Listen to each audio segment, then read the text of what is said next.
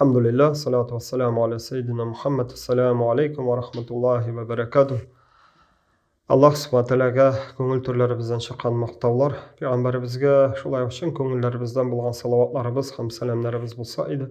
Assalamu alaikum wa rahmatullahi wa barakatuh. Аллах Тәаланың сәламы, Аллахның рахматы, Аллахның бәрәкәте болса иде һәр баршаларыбызға, ил көннәребезгә. Аллах subhanahu ta'ala безләргә ике дөньяда да бәхетле булып, хәерле гомер кичерергә насип әйләсә иде. Alhamdulillah, шушы дөньялыкта Аллах subhanahu ta'ala безгә акыл ниъмәте биргән.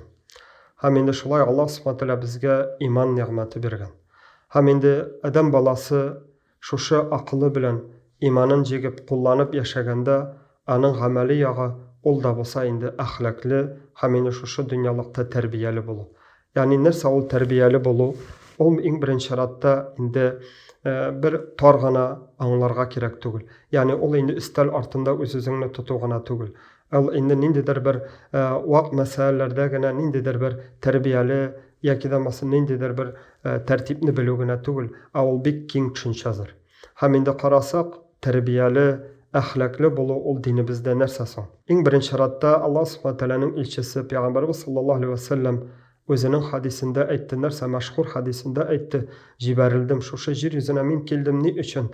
Әйе, шушы күркәм әхлакны тулыландырып, шушы күркәм әхлакны күрсәтеп, шушы күркәм тәрбияне күрсәтеп, сезгә аңлатыр өчен" диде. Тулыландырыр өчен һәм инде шушыны тәмамлар өчен ди.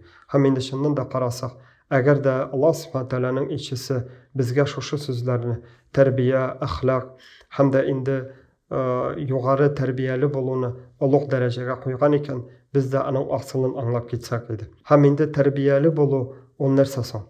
Тәрбияле булу ул иң беренче чиратта безне дөньялыкта һәм ахиратта дип әйтик, инде бәхетле итә торган яшәү рәвеше һәм инде безнең дөньялыкта да ахиратта да уңышка илтә торган инде яшәү тормышы дип инде күз алдында тотарга кирәк.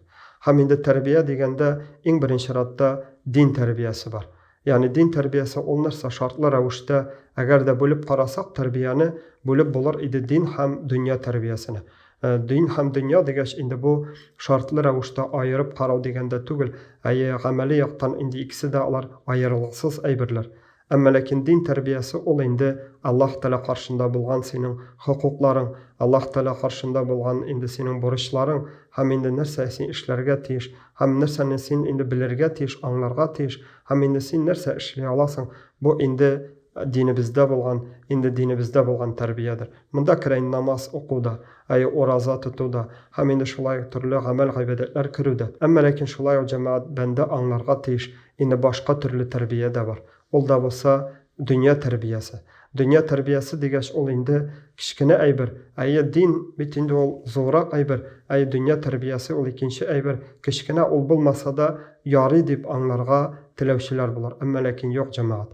Шушы дөньябыз безне Аллаһ Тәалә каршында һәм динебезне тулы итә, һәм динебезне төзек итә, һәм инде шушы дөньяда булган дөрес тәрбиябез безне дөньялыкта да һәм ахиратта да бәхетле итәргә мөмкин. Хәтта инде дөнья тәрбиясен дөрес алмаган бәндә ул үзенең дөньясына да һәм инде диненә дә зыян китерергә мөмкин.